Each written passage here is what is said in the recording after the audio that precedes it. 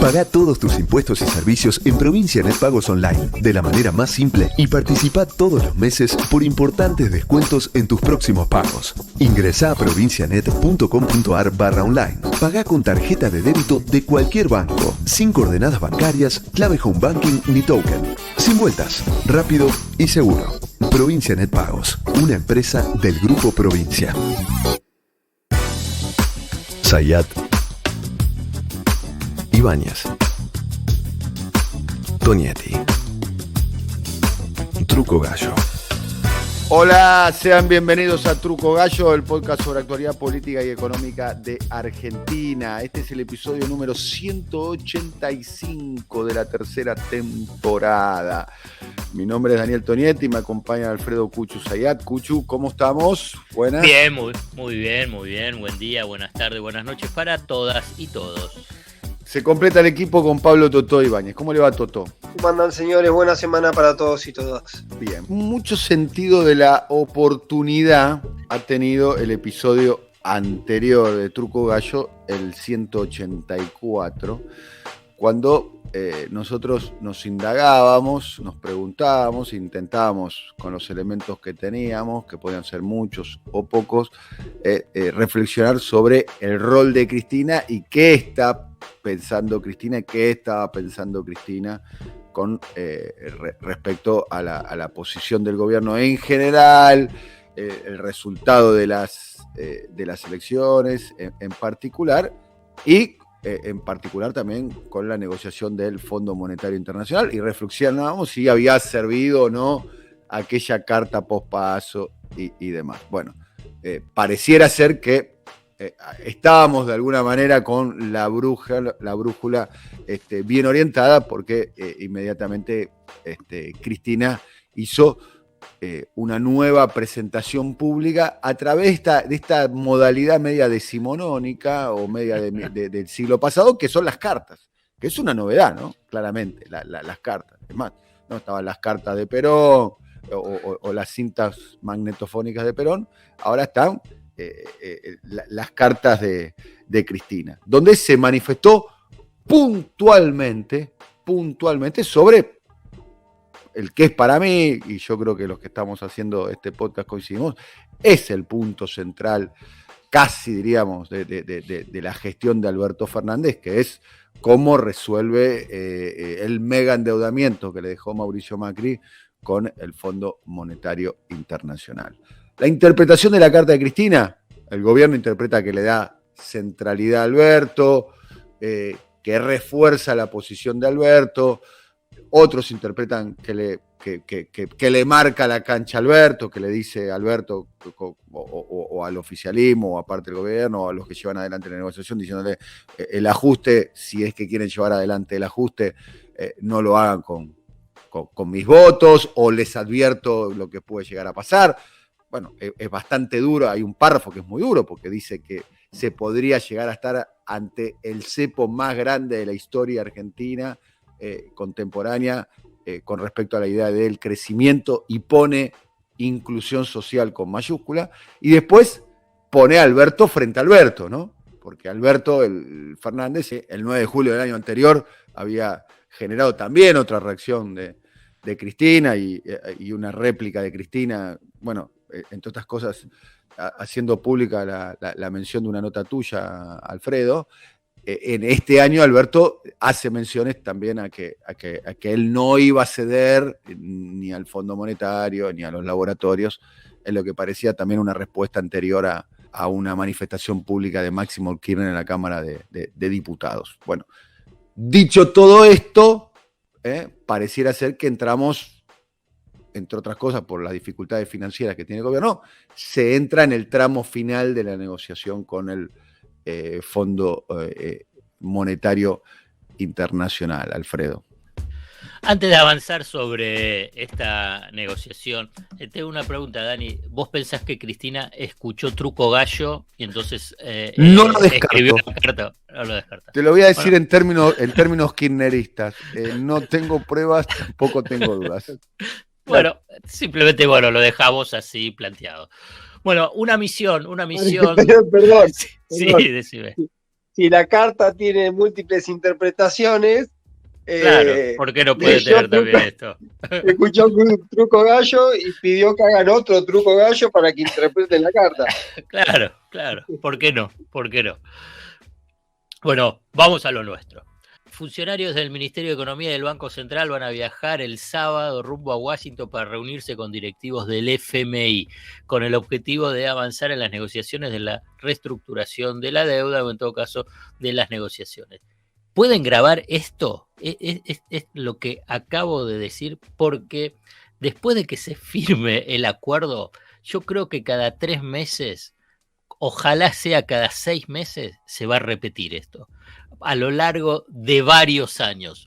El objetivo de la misión, más allá de esta puntualización que hice en forma irónica para saber que la relación con el Fondo Monetario Internacional va a ser larga, muy larga, la peor herencia, a mi entender, que deja Mauricio Macri, no solamente para este gobierno, sino para los próximos, un limitante muy fuerte para la política económica, no solamente para esta política económica, sino para cualquier política económica que en última instancia que pueda tener legitimidad política, social y económica, porque uno puede decir, y bueno, sube un gobierno neoliberal, aplica los ajustes tradicionales, pero la cuestión es que difícil que pueda sostenerse en términos de legitimidad social y económica, en términos históricos, uno no sabe el futuro. A lo que apunto a nivel de coyuntura es que desde Economía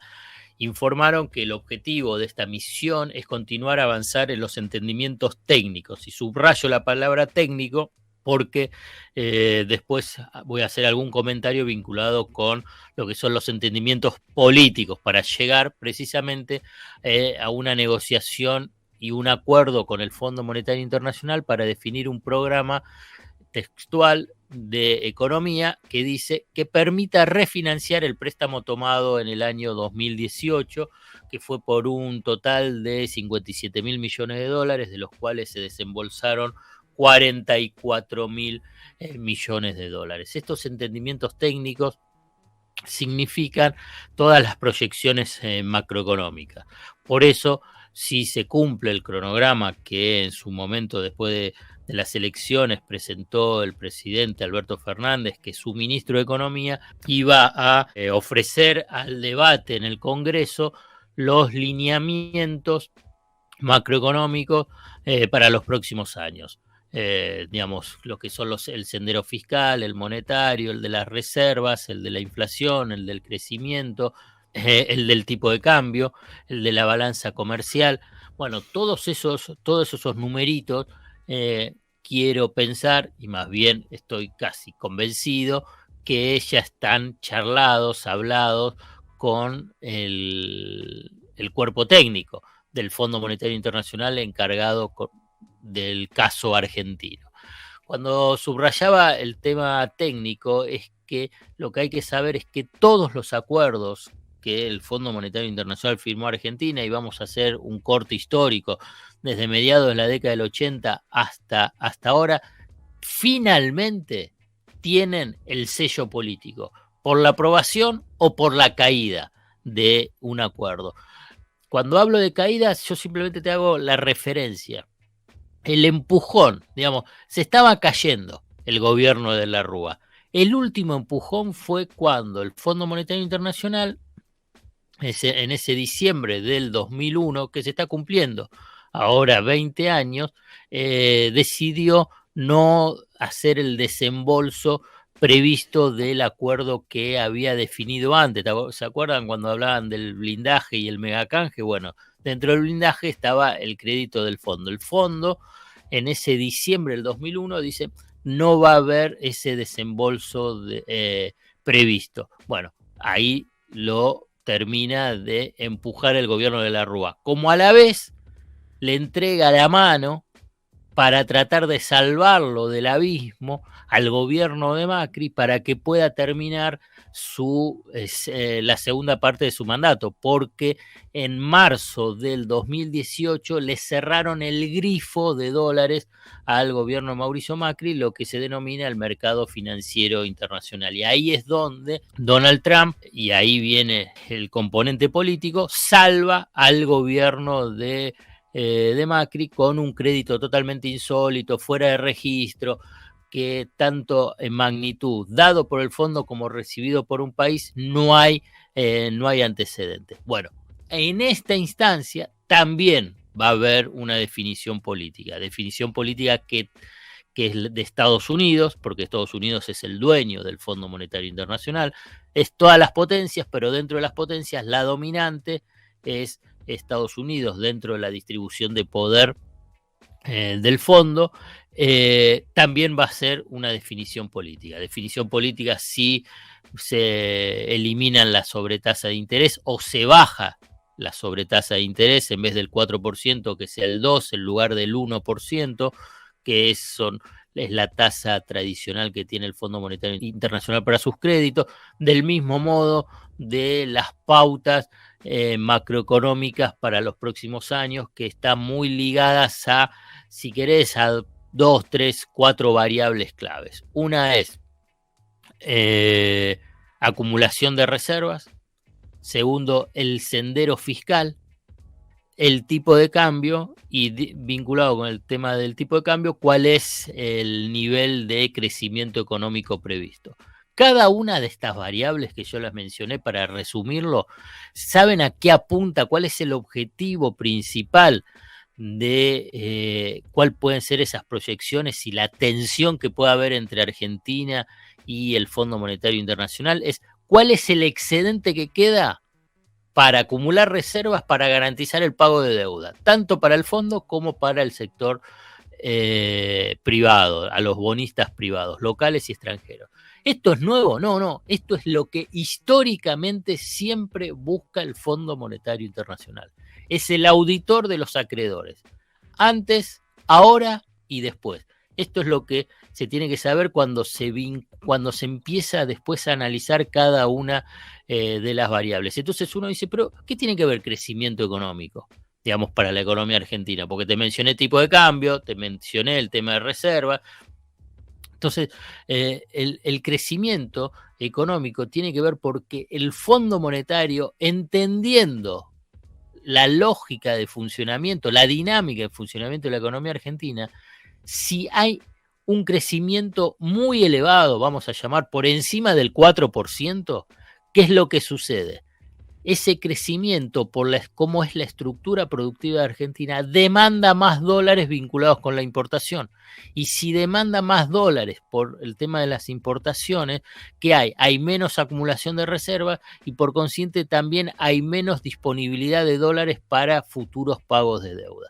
Entonces, eso es una variable importante para monitorear y ver cuál va a ser ese sendero de crecimiento, como también cuál va a ser el sendero vinculado con el tema fiscal, porque ahí va a mostrar dos aspectos. Uno es cuál es el estrecho margen de política económica que le queda al gobierno para tener políticas expansivas, pero está vinculado con la tasa de crecimiento esperada, y a la vez cuál es ese sendero hasta alcanzar un déficit cero o superávit. ¿Para qué? Precisamente para que genera los excedentes que puedan comprar los dólares para pagarle a los acreedores. Alfred, ese sendero me decían que es uno de los puntos de cuál sería el año donde, según la previsión, debería alcanzarse el equilibrio fiscal o el saneamiento fiscal, como uno lo llame, que la discusión está entre el 24 y el 25, que ese es una especie de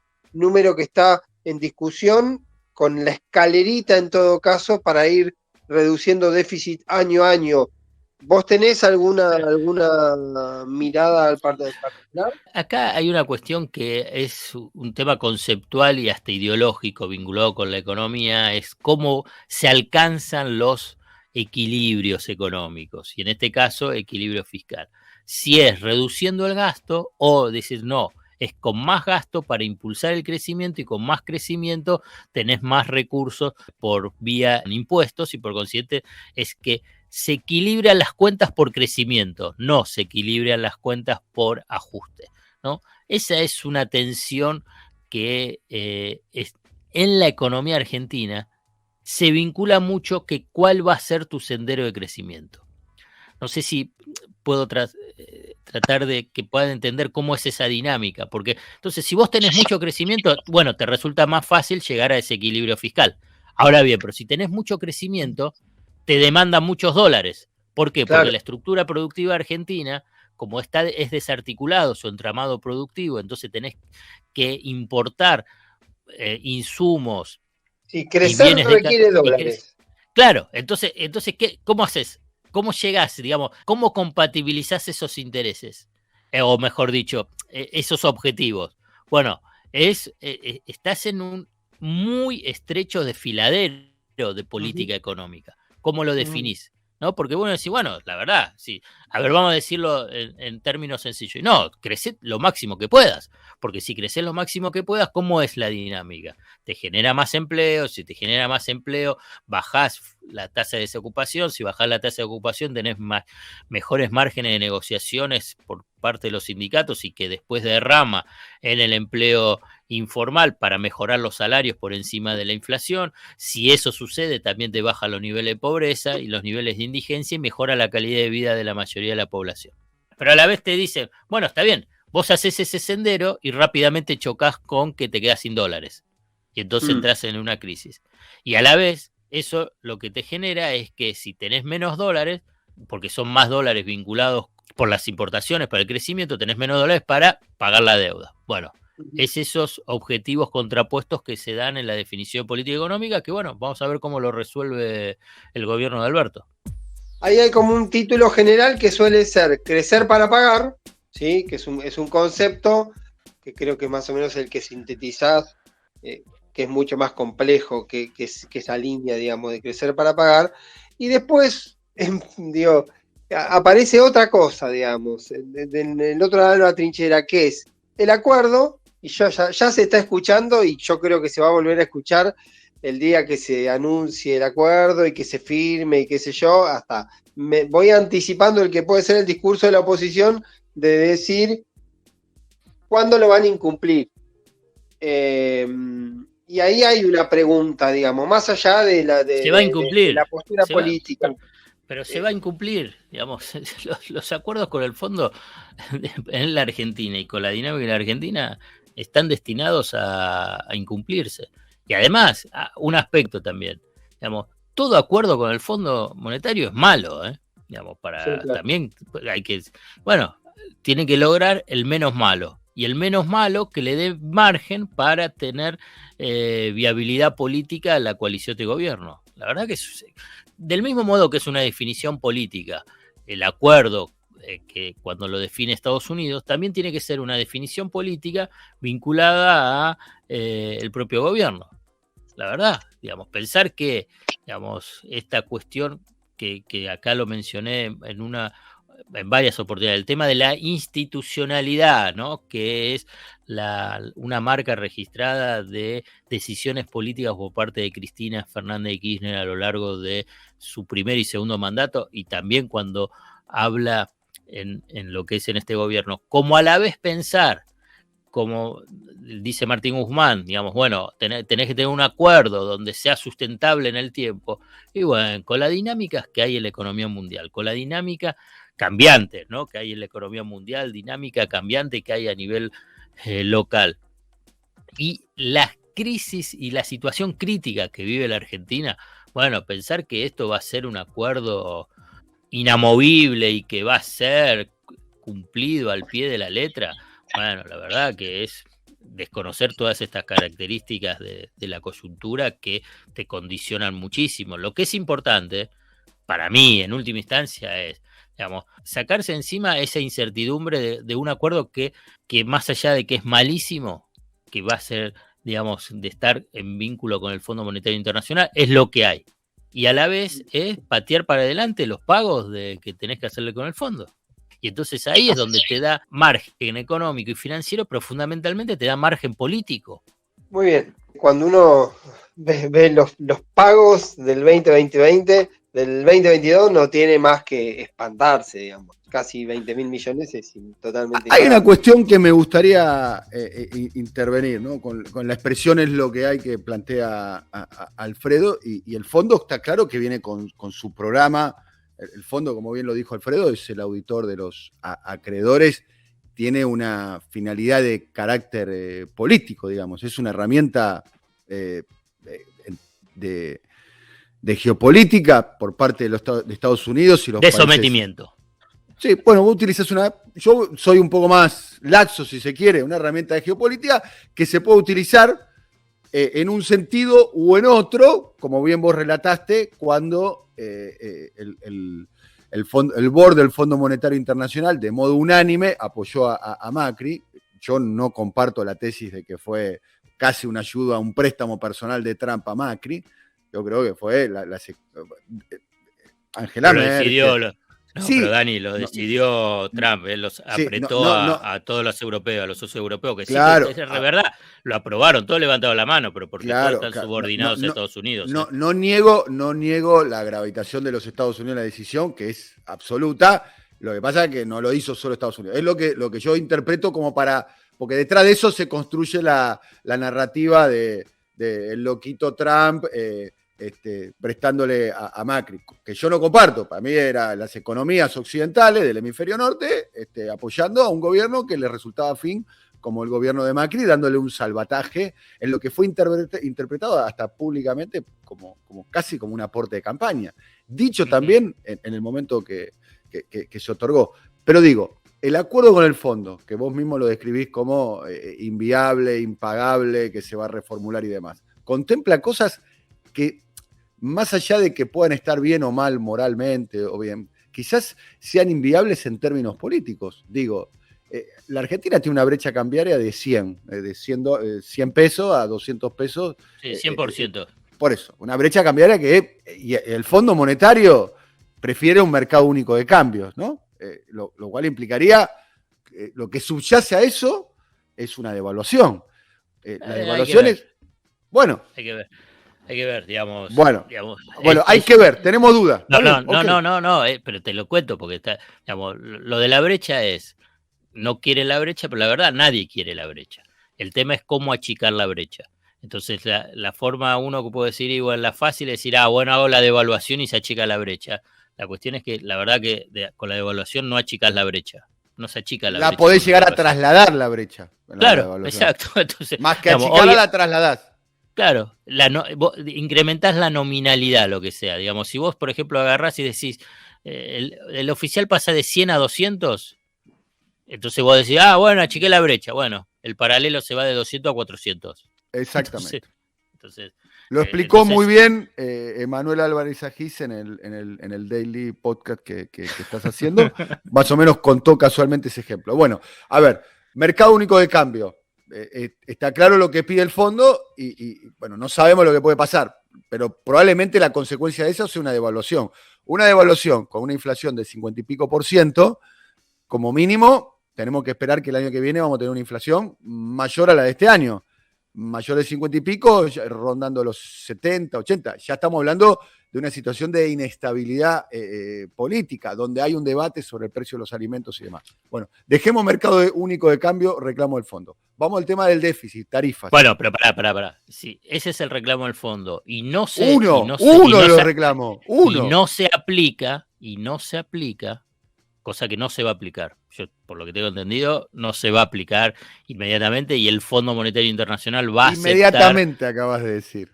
Y sí, pero inmediatamente en los próximos años. Pero porque, escúchame, pero por los próximos años, no es para dentro de 2-3 meses que van a hacer la devaluación. Pero además te quiero decir, digamos, todos, yo me incluyo, la verdad, lo mejor es que vos tengas, no tengas brecha cambiaria. No es que es algo que, bueno, el fondo lo pide y eso está mal. Digamos, en realidad nadie quiere que haya brecha cambiaria. Está claro que nadie... ¿Sabes cuál? Pero ¿sabes lo que el fondo, cuando habla de mercado único de cambio? Es que haya un solo dólar. No vinculado con el paralelo. sino que, bueno, en última instancia, por ahí no tengas tipo de cambios diferenciales. Pero yo creo que el fondo en eso ya no es conceptualmente como era en la década del 90, vinculado con eso. Entonces, pero por ejemplo, hoy, si vos decís, el fondo impulsa aumento de retenciones. Y entonces, ¿qué vas a pensar? ¿Que el fondo es Sí, pero no están dadas las progresista? condiciones. Bueno, pero ahí Sí, no. Entonces, no es. Pero ahí no están dadas las condiciones políticas para aumentar las retenciones. De hecho, No, el gobierno. Perdona, así termino. La retención es porque te da tipo de cambios múltiples, eso es lo que te quiero decir. Por eso te digo que el fondo impulsa el tema de retenciones y que en última instancia que el tema del mercado único de cambio no es hoy esa bandera excluyente y terminante que tenía el fondo antes. A eso iba. Bien, después lo que se presenta como sendero fiscal pareciera ser algo parecido a lo que se decía en los 80, en los 90, Sí. Política de ajuste, que tiene que ver la política de ajuste, las dos, vos podés, para decir una manera, podés cortar la máquina de café del Ministerio de Economía o podés recortar jubilaciones y subsidios a la energía. Está claro que el ajuste grande está en las jubilaciones, en los subsidios a la energía. Hay que ver cuál va a ser la política del gobierno en ese sentido, política que ha tenido de alguna manera cuestionamientos. De hecho, ha traído un debate interno al interior de la coalición, lo que tiene que ver con la energía, en particular los subsidios. Bueno, hubo un debate, de hecho, la renuncia de Federico Basualdo, que nunca se realizó, su debate público con Martín Guzmán, y demás. Eso puede tener algún tipo de repercusión, digamos, sobre la actividad económica. Si vos me preguntás, yo creo que ese es uno de los principales nudos de la discusión de política económica y de política económica con legitimidad, en la búsqueda de la legitimidad política. Sí, para mí ese es uno de los principales nudos. Vamos a ver cómo cierra. Por eso lo que decía Pablo no es menor. Digamos, si eso es la discusión, decir, bueno, ese sendero fiscal, ¿cómo va a ser? Digamos, ¿va a ser lento o va a ser acelerado? Y yo pienso que es parte de esa discusión central que se tiene con el fondo. Y otro tema, que vos también lo trataste ahí, que me parece que es central, que el fondo pide, alguna vez me explicaron, corregime por favor, Cucho, si es que estoy equivocado, que más o menos que por cada punto de crecimiento del PBI crecen 3 puntos las importaciones, digamos, porque la actividad económica, la proporción es 3-1. Eso sí, históricamente fue así, incluso ahora, porque lo hablé con algunos técnicos del Ministerio de Desarrollo Productivo y de Economía, es que parece que con cada proceso neoliberal de destrucción del aparato productivo, esa ecuación es peor, pasa a ser peor, aumenta. Claro, porque como te destruye eslabones del entramado productivo, es mucho más difícil y lleva mucho más tiempo la reconstrucción. Y cuando vos estás creciendo, todavía ese eslabón no lo tenés. O sea que estás creciendo y entonces esa relación por ahí no es 1-3, por ahí es 1-4. O en algunos sectores por ahí te salta a 1-5. Entonces ahí es una situación muy, muy crítica. Claro. Bien. Que sí. Y el fondo reclama, un poco lo explicaste vos, no crezcamos tanto, o mejor dicho, no crezcan tanto porque quiero los dólares para aumentar la capacidad de repago. Sí. ¿No? Y eso es un tema también de viabilidad política, porque la Argentina está en una crisis social y económica, especialmente social, más allá de un año de crecimiento, muy profunda. No vamos acá a dar detalles estadísticos, pero la Argentina tiene como la necesidad política de crecer y de distribuir. De hecho, y el gobierno viene de una derrota electoral. Además, hasta no es que el gobierno está, mira, la verdad que acabamos de ganar las elecciones y tenemos changüí electoral porque tenemos la opinión pública en el bolsillo como para un año de ajuste y en el 2023 vemos. Claro. No, el gobierno está en una situación boxísticamente hablando. Pero yo trasladé ese interrogante y sé que no hay una respuesta determinante a lo siguiente. ¿Cuál sería la tasa de crecimiento necesaria, digamos, para dar respuesta a eso? Digamos? Porque algunos te dicen, bueno, con 4, con 5, con 6, ¿qué tasa de crecimiento? Porque ahí, y la verdad que es una respuesta que no se tiene, digamos, a priori. Obviamente que tenés que tener un piso, digamos, el piso de sostenibilidad, uno puede decir, tiene que ser el 4%, porque si creces al 2, bueno, estás con un crecimiento vegetativo y una situación muy crítica. Entonces vos decís, Sí, bueno, yo a partir de 4, ¿lo dejas en 4 o sea 6? O tratás de empujar un poquitito más que sea 7. Y la Claro. verdad que nadie tiene respuesta, ¿eh? Digamos, te pueden armar modelos, como se llama, modelos econométricos, todo lo que quieras, pero como que no hay una respuesta muy tajante sobre cuál debería ser la tasa de crecimiento necesaria para la Argentina para que se pueda cumplir cada uno de esos factores críticos mencionados. En un momento decían que, primero, que la previsión de crecimiento ya de este año están hablando de que puede estar arriba del 10, y que el año que viene como que el techo sería el 7 desde el punto de equilibrio. El 7, si llega a ser el 7, te digo, sería un éxito importante, simplemente. Pero dale. Porque venís del 10, o sea, te estás Venís comparando, del 10, claro, te estás claro. comparando con el 10. ¿no? Claro. El 7 interanual sería un crecimiento sí, fuerte. es Y el una último cosa- punto, Sí. no me quiero poner ochentoso o noventoso, de tipo fuera el FMI de la Argentina. No quiero decir. Estuve cuando la franja morada en el 83, ¿qué era? 82, 83. Yo no sé si vos eras muy chiquitito en esa época, yo era pero chico y en los 80 la militancia política planteaba mucho, y bueno, era casi como una consigna que se constituía. Pero escuchaste bien que dije franja morada, ¿no? Franja morada, lo pasé por alto porque no quiero ni preguntar.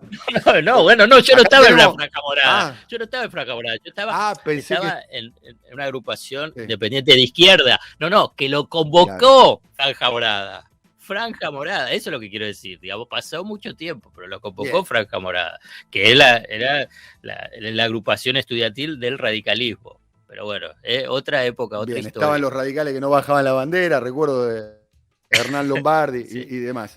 Bueno, dale. A ver, otro punto que está ahí, ¿no? Que el Fondo Monetario va a dejar una auditoría permanente sobre política económica en Argentina, digamos. Va a haber un auditor permanente del fondo. Ahí ya hay un tema, ¿querés que te diga? Más bien en el orden de lo simbólico, no solo de lo simbólico. De soberanía. Hay un tema de soberanía, ¿no? Porque, a ver, yo la Constitución la leí, hasta donde yo sé, no hay un organismo internacional, tiene intromisión sobre política doméstica. Es como, voy a utilizar otra palabra, más década del 60, si se quiere, de los 80 me voy a los 60, es como una mirada un poco colonial sobre la Argentina. Sí, ¿no? pero lo es. Por eso es terrible tener al Fondo Monetario Internacional en Argentina. No es ni 80 ni 90. En el acuerdo con Macri, tenía que informes diarios sobre algunas cosas, informes semanales sobre otras cosas, informes mensuales sobre otros puntos, informes trimestrales sobre otras cuestiones. Es así. Pero eso es cuando tenés un acuerdo con el fondo. Siempre va a ser así. Por eso es terrible tener un acuerdo con el fondo. Que el Fondo Monetario Internacional regrese, que haya regresado a la Argentina. Digamos, vamos a ver si, digamos, en un momento en el mandato de Cristina se sacó la oficina permanente del Fondo Monetario Internacional que estaba en el Banco Central. La oficina la pasaron a Leandro Nalem y no sé cuánto, por ahí. Tengo la duda si con Macri regresó al Banco Central. Esperemos ahora cuál va a ser la decisión del gobierno de Alberto Fernández, que si políticamente registra la importancia de lo que significa tener esa oficina permanente, que no esté en el Banco Central, ¿no? Pero bueno, eso se verá.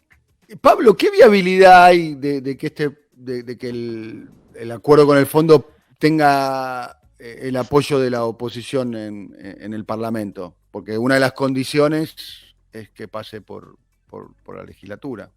Sí, ahí en algún momento, recuerdan ustedes, hablamos un poco de si fue una sobreactuación del gobierno pedir que haya una ley, porque el Fondo Monetario pedía una especie de diálogo y acuerdo político, no necesariamente que eso se cristalice en una ley, pero finalmente se envió la ley, pasó por el Congreso, se aprobó con amplias mayorías en ambas cámaras, y la lectura que hay hoy en el gobierno es que difícilmente la oposición podría resistirse. ¿Por qué? Porque de alguna manera el argumento político es decir, vos me generaste el problema y ahora me estás obturando las herramientas para resolver el problema que me dejaste vos. Si eso ocurriese de algún sector, ponerle del frente de izquierda, se entendería que se oponga al acuerdo con el fondo, porque lo ha hecho históricamente y demás, por lo tanto se entendería. Lo que sería un poco paradójico que eso lo haga el PRO o la UCR.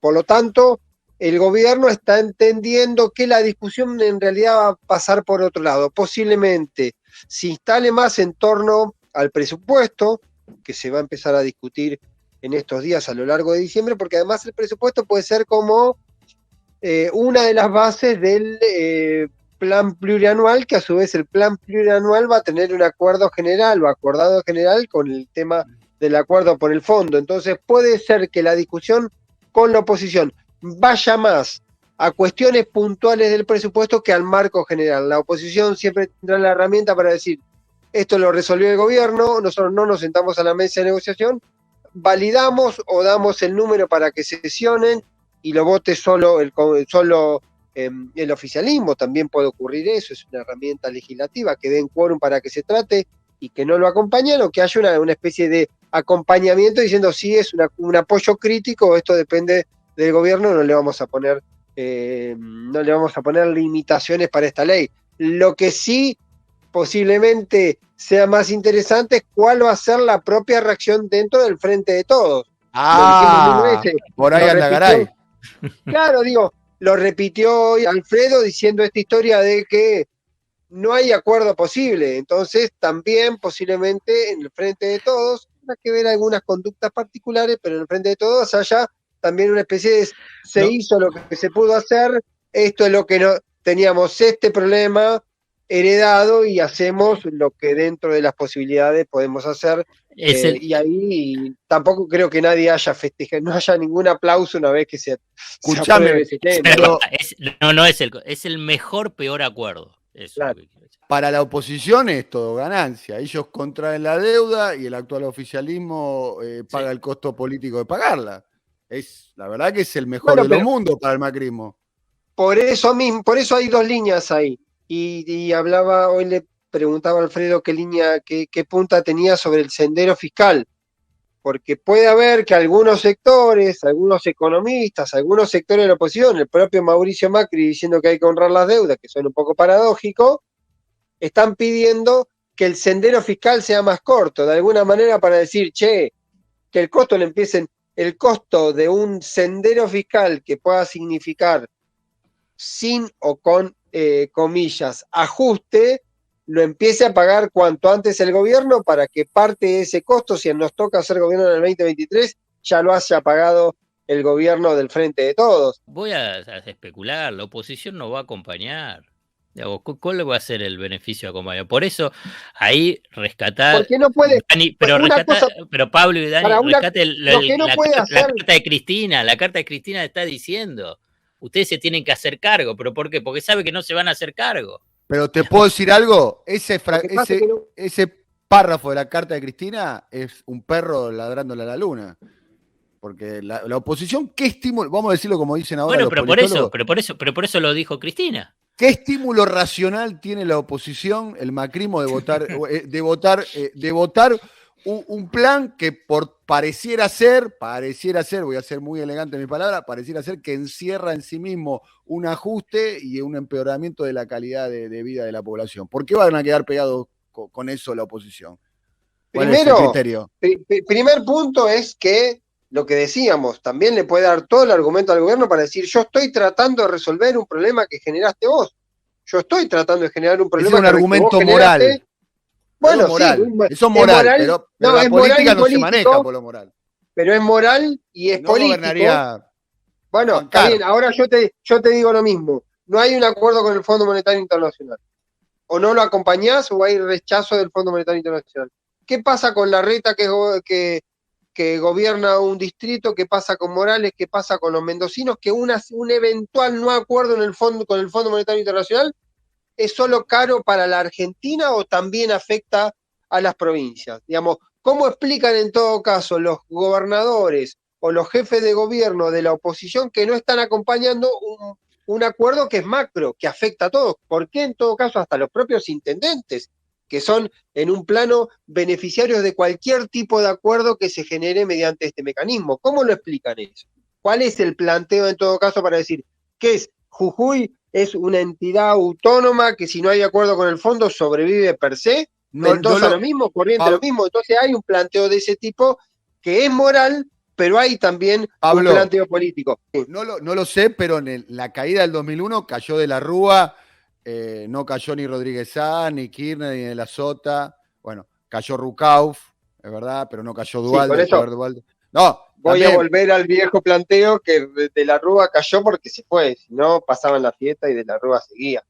Pero bueno, es un planteo que es contrafáctico. Lo que quiero decir que a ahí mí me parece que el costo lo paga el gobierno federal, a eso voy. Pero y ahí te sumo el otro elemento. Vamos al otro elemento. El Fondo Monetario Internacional es de alguna manera también como el faro de la oposición, digamos, cada cosa que dice el fondo, la oposición termina, cada reclamo que ha hecho el fondo a lo largo de estos años, o cada observación, la oposición la ha terminado validando, es una especie de gurú. Ahora, si el acuerdo que el fondo, digamos, ponele, es el acuerdo que el gobierno hace con el fondo, pero también es el acuerdo que el fondo hace con el gobierno. ¿Qué va a votar la oposición contra un acuerdo, digamos, que está validado por el propio fondo? Bueno, interrogantes que vamos a ir despejando seguramente en las próximas semanas o en los próximos meses. Se especula con una fecha, ¿no? Que antes de fin de año podría llegar a formalizar el principio del acuerdo. Otros dicen que va a ser más adelante. A como de lugar, está comenzando diciembre, que es un mes. Hay una ruta que es, después de este viaje podrían venir técnicos del Fondo Monetario a la Argentina, hacer un avance más, y que a lo largo de diciembre haya, si no un anuncio, por lo menos diciendo que se avanza en el acuerdo. Después me parece que hay, Alfredo creo que lo contó en algún momento, hay una serie de pasos formales y técnicos que hace que después el acuerdo lleve más tiempo, pero digamos, se corta la cinta cuando las partes dicen arribamos a un acuerdo, y es una especie de manifestación de palabra, después cuestiones se van avanzando. Bueno, será hasta la próxima, Cuchu. Un abrazo grande. Hasta la próxima, Totó. Un abrazo grande, alcalde. Un abrazo. Coordinación, Alfred Ábalos. Producción comercial, Pablo López. Realización, Simón Villarrubia. Diseño gráfico, Andrés Roch y Lisandro Aira para brasilcomunicación.com.